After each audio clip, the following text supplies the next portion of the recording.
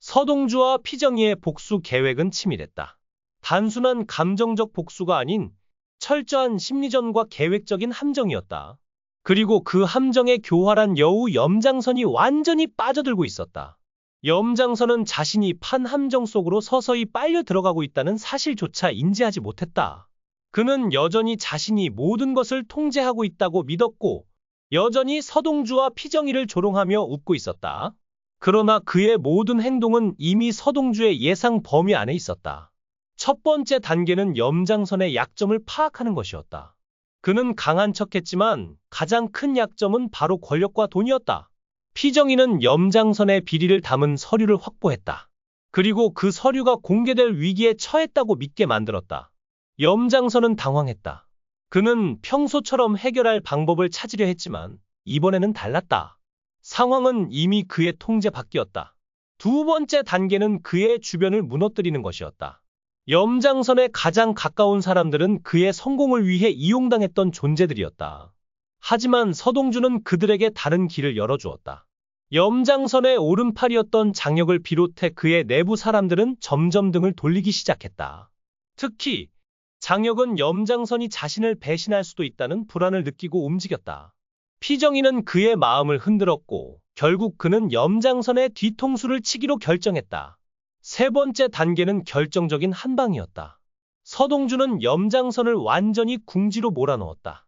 피정희는 그의 사업 파트너들과 접촉해 염장선이 모든 걸 잃을 수도 있다는 공포를 심어주었다. 그리고 마침내 서동주가 직접 염장선을 찾아갔다. 당신이 그렇게도 지키고 싶었던 것들, 이제 다 끝났어. 서동주는 차갑게 말했다. 그의 눈빛에는 어떤 동정도 없었다. 염장선은 이를 악물었다. 내가 뭘 할 수 있는데? 이깟 협박 따위로 날 무너뜨릴 수 있을 것 같아? 서동주는 미소를 지었다. 협박이 아니야. 그저 현실을 보여줄 뿐이지. 그 순간 피정희가 문을 열고 들어왔다. 그녀의 손에는 한 통의 서류가 들려 있었다. 그 안에는 염장선이 숨겨왔던 모든 불법 거래와 범죄 행위가 적나라하게 드러나 있었다.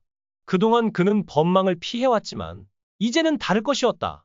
모든 증거가 그의 발목을 잡고 있었다. 염장선은 그제야 깨달았다.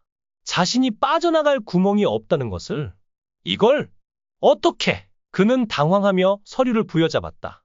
손이 떨리고 있었다. 피정희는 조용히 웃었다. 내가 했던 방식 그대로 되돌려줄 뿐이야. 그리고 바로 그 순간 경찰이 들이닥쳤다.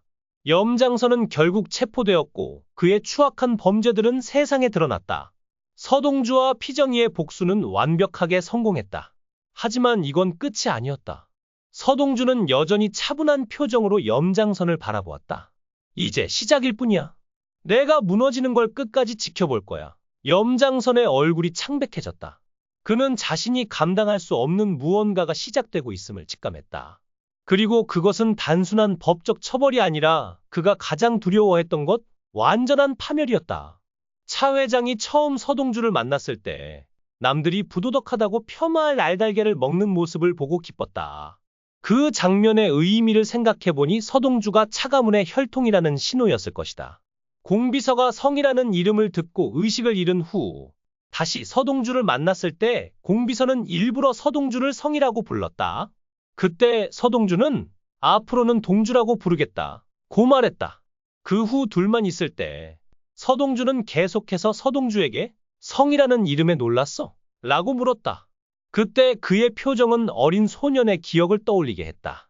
공비서가 거절하자 그는 성이라는 이름을 처음 들었다고 했고 이에 경호부장은 더욱 고집을 부렸다. 구체적으로 그는 교통사고를 언급하며 공비서가 성이라는 이름에 틀림없이 충격을 받았을 거야. 하지만 내가 그걸 그렇게 자주 부인할 이유가 있겠지. 라고 말했다.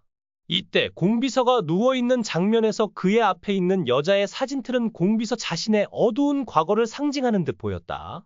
공비서는 서동주를 내쫓으며 아무런 적절한 행동도 취하지 않은 채 차덕기 라고 중얼거렸다.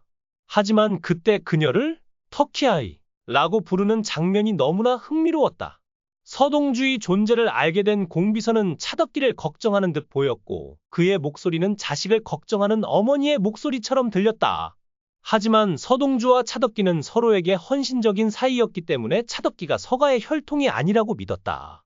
하지만 공비서의 단 한마디, 터키 아이즈가 신뢰를 깨뜨렸다.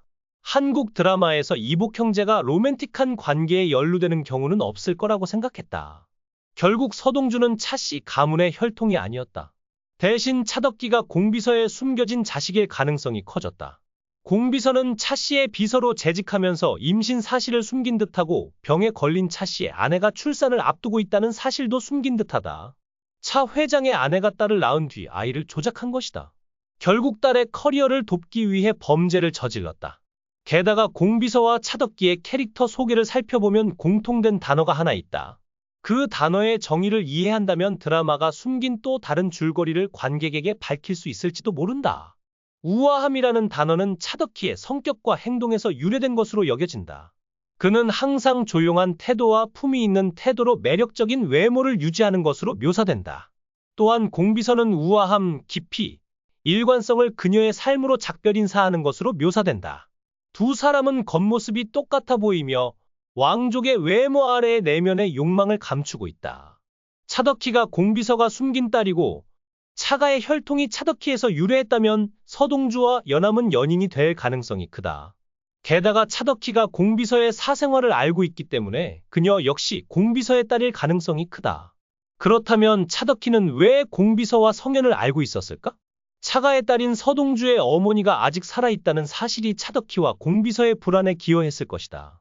그 결과 공비서는 서동주의 아들과 어머니를 어떤 대가를 치르더라도 없애려 했을 가능성이 크다. 오직 자신의 딸 차덕기를 위해서 말이다. 이제 서동주의 최면술에 대한 자세한 내용을 그의 말로 이야기해보자. 서동주가 소통을 시도하는 사람은 여수호다. 운전자가 입고 있는 점퍼를 살펴보면 드라마에서 여수호가 입고 있던 갈색 점퍼와 똑같다는 것을 알 수 있다. 연함의 아버지 여수호크가 차를 몰고 비속을 달리고 있다. 뒷좌석에는 여자아이를 닮은 아이가 있는데 사실은 남자아이이다. 더불어 아이의 신발을 보면 서동주가 어렸을 때 신었던 운동화와 비슷해서 위험과 죽음에 휘말렸다. 다시 말해 뒷좌석에 탄 아이가 서동주였다. 그리고 차량에는 임범, 동주, 서동주라는 세 사람이 타고 있었다. 하지만 그 후 교통사고가 발생했고 사망자가 발생한 중대한 사고였다. 서동주는 살아남았지만 그 장면이 너무나 섬뜩해서 공비서와 차덕기는 성연히 사고로 죽었다고 믿었다. 차덕기는 아버지 차에게 선호의 아내가 애인이 있었는데 그와 함께 있을 때 교통사고로 죽었다. 고 말했다. 차는 아마도 덕희의 설명에 동의했을 것이다. 하지만 그렇지 않았다. 연함은 비서와 차덕희의 은밀한 대화를 듣고 허일도가 범인으로 의심받고 있다고 믿었다. 차덕희는 이미 허일도와 관계가 있었고 결국 허일도에게 선호를 내 눈에서 떼어놓는 것을 도와달라고 부탁한 듯하다. 이는 첫 방송에서 차덕희가 허일도에게 고귀한 어조로 서주를 대상에서 빼내는 것을 도와달라고 부탁하는 장면과 비슷하다. 아마도 여호는 서동주의 어머니가 차가의 실제 혈통이라는 것을 알았을 것이다. 여수호가 이를 알게 되자 차덕희는 여수호를 죽이기로 결심했을 수도 있다. 물론 여수호가 서동주의 어머니가 차가문의 실제 가게임을 알아봤을 가능성은 있지만 이를 몰랐다면 그저 자신이 없었다면 일어났을 파괴로부터 가족을 보호하기 위해 운전대를 잡았을 수도 있다. 실의 예고편에는 허일도가 장선의 배우자인 수녀가 죽었음에도 불구하고 기억을 되찾지 못했습니다. 라고 말하는 장면이 나온다. 하지만 달러를 보고 세동주의 회상이 시작된다. 산 정상 금고에 있던 돈은 모두 달러였고 세동주는 금고에 들어갈 수 있는 코드를 기억해냈다. 이전에 허일도는 보안 비밀번호가 틀려 현금을 구하는데 어려움을 겪었다. 장선에게 밥값을 주겠다고 돈을 주자 장선은 허일도가 회장의 금고도 열지 못하는 나태한 놈이라고 걱정했다. 장선은 이미 회장의 금고에 돈이 많이 있다는 것을 알아챘다. 그리고 서동주는 보복을 위해 기억이 완전히 돌아오지 않은 척하려는 듯하다. 하지만 아그네스 자매를 살해한 트럭 운전사가 누구인지 알 수 없으니 서동주는 이미 운전사가 누구인지 유추해낸 듯하다.